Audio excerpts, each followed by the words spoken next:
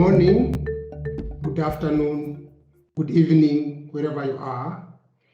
My name is Mugyenyi. I'm the interim coordinator of the African Minerals Development Center.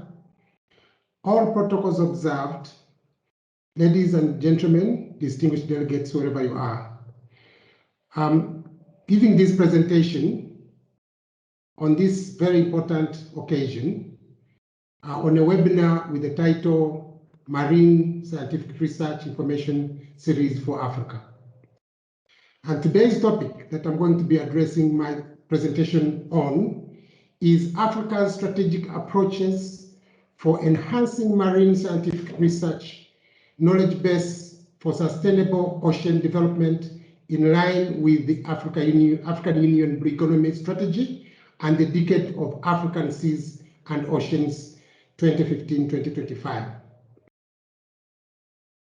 I just want to give you a few quick facts. Minerals and other natural resources contribute to economic growth and sustainable development if wisely exploited. Africa's abundant mineral resources are not yet contributing equitably and effectively towards improving the living conditions of its populations.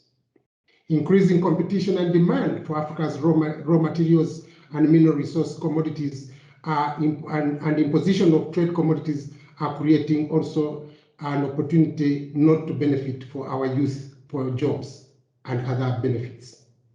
And the urgency of the continent's policy space to accommodate the local beneficiation value addition to our resources and lead to our resource-based industrialization is paramount. So what has African Union has been doing? We know go back to at least through 1980s when we had Lagos Plan of Action that called for a self-sufficient, self-dependence using our own resources. We have the Abuja Treaty in 1991, which is actually a treaty that has given birth to the African Continental Free Trade Area. We have the Accelerating Industrial Development for Africa, IDA, which was adopted in 2008. The Africa Mining Vision that I'll be basing my presentation on today, which was adopted by the heads of state in 2009. Framework for boosting intra-African trade, which was also adopted in 2012, and also is the framework where the African Continental Free Trade Area, or AFCFTA, is based. And we all now have the Agenda 2063, or the Africa we want, which brings out the aspirations of the people of Africa. The Africa Mining Vision, which gives us the mandate to develop our resources, it was adopted by the heads of state in 2009. And its long-term objective was to have a transparent, equitable, and optimal exploitation of mineral resources to underpin broad-based sustainable growth and socio-economic development. So it's not all about mining, it's about development. So our resources, that's why our ministers in 2016 adopted all the resources as solid, liquid, and gas. So we don't look at mining for our resources, we look at broad-based development. And it essentially seeks to use Africa's natural resources to transform the continent's social and economic development. The Africa Mining Vision is a linkage-based approach. It is pushing for a knowledge-driven African mining sector that catalyzes and contributes to the broad-based growth and development of, and is fully integrated into a single African market through downstream linkages into mineral beneficiation, manufacturing, value addition, upstream linkages into local content, into mining and capital goods, consumable and services industries that produce goods and services that go into the mining sector or local content, the side stream linkages into infrastructure, power, logistics, communications, water, and skills and technology development, which is pushing for human resource development and research and development. And of course, this webinar itself is looking at research.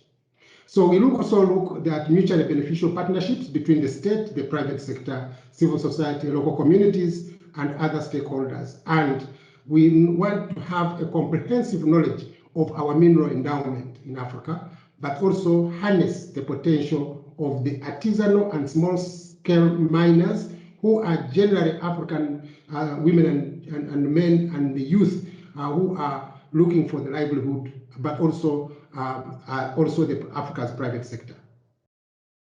The Africa Mining Vision is pushing for a mineral-led development, and it wants to look at a notion that Africa's mineral comparative advantage can be built into a competitive advantage and unleash structural economic transformation towards a knowledge-driven, knowledge-based economies. We want to come from factor-driven economies, where we are based on exporting our commodities, to knowledge-based, knowledge-driven, and eventually technological-driven and innovation-driven economies. It is also anchored on the understanding that mineral resources are part of the stock of natural capital that can spur Africa's development.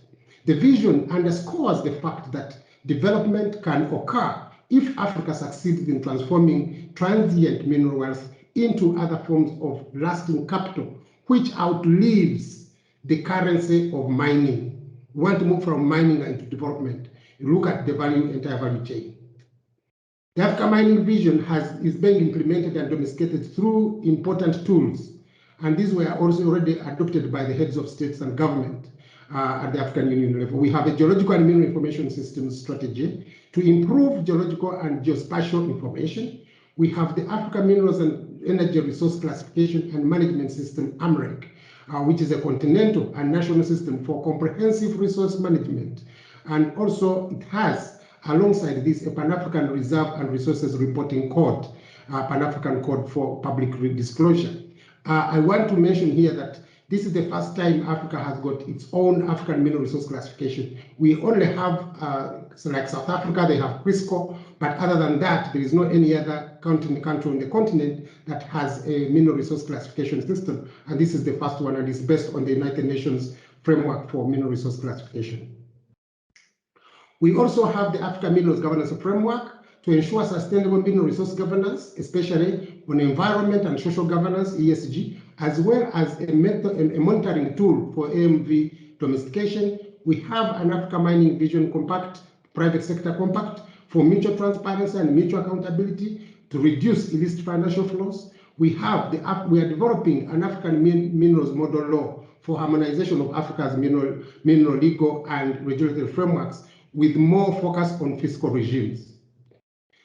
There are a number of opportunities in Africa. We need to look at least 5 of them, that we need to look at opportunities that we can maximize.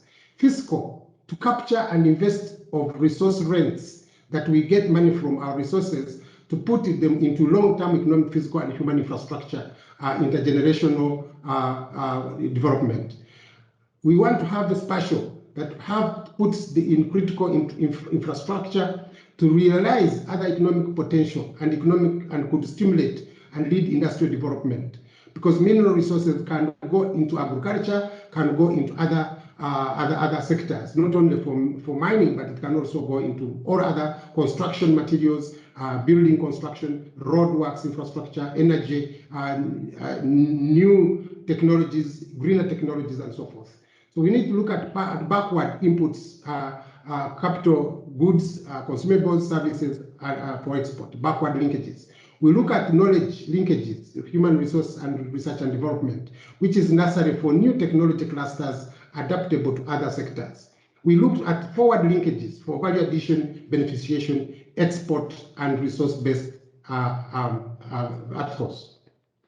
Now, in order to implement the Africa Mining Vision, the African Union established the African Minerals Development Center, which was established first as an Africa Mining Vision flagship project in 2013, housed by the United Nations Economic Commission for Africa. And in January 2016, the African Union heads of state and government adopted the statute establishing the MDC as a specialized agency of the African Union. On July 2018, the African Union Summit selected the Republic of Guinea as the host of the African Minerals Development Center Secretariat, and on 27th May this year, the MDC host agreement was signed between the African Union Commission and the Republic of Guinea. Currently, the center is in transition from Addis Ababa to Guinea. Now, regarding the deep sea bed resources and development in Africa, We know that African continent is endowed with massive aquatic and marine resources, including oceans, seas, rivers, lakes with potential for blue economic growth. The continent has 38 coastal states and a number of island states such as Cape Verde, Sao Tome and Principe, Mauritius, Seychelles, Madagascar, and the Comoros. And some of them are archipelagos with quite a lot of others around them. These water bodies and wetlands are certainly of strategic importance to the continent and provide opportunities for fisheries, aquaculture, shipping, coastal tourism, offshore oil and gas energy, mobilization, and other blue economy related activities, plus deep sea mining that we have to also take into account. There are challenges that we have to take on, but in order to realize them, Africa has got some increasingly putting in place some of the elements that would help in terms of realizing the full benefits of blue economy in Africa. The increasing menace of illegal fishing in the exclusive economic zones needs to be taken into account. Sea piracy and illegal drug trafficking is a challenge. Pollution through dumping of toxic wastes is the biggest challenge. Climate change and its variability is also bringing challenge to Africa, which hasn't developed, even though it has not been the one polluting much, but hasn't not developed, but is suffering from climate change. Well, we have significant institutional and governance challenges, policy change and so forth that we need to take care of. So we have to do much as African Union, and in that way, the African Union realized that it has to put some policies in place to address these the above mentioned challenges. So we recognize that these challenges are established clear vision for the continent as encapsulated in the policy framework and reform strategy for fisheries and aquaculture in Africa, the 2050 African Integrated Maritime Strategy, the 2016 Lome Charter, the African Union Agenda 23, the Africa We Want, and the Blue Economy Strategy of 2019. These are policies that are coming in place and strategies to address the challenges that Africa has in the area of the blue economy. The MDC will be working on areas in the intervention in the blue economy, and the following aspiration will be met by the center in the long run.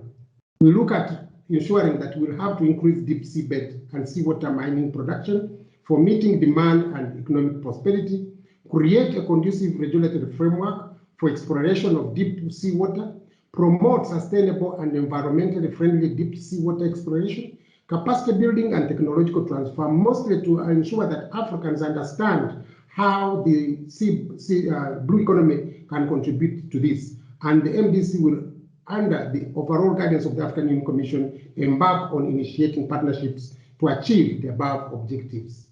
And this is what I have to present to you. Thank you so much. I'm still Frank Dixon Mugyenyi, Interim Coordinator of African Minerals Development Center. I thank you, and I'm looking forward to any questions that I may be able to answer to. Thank you so much.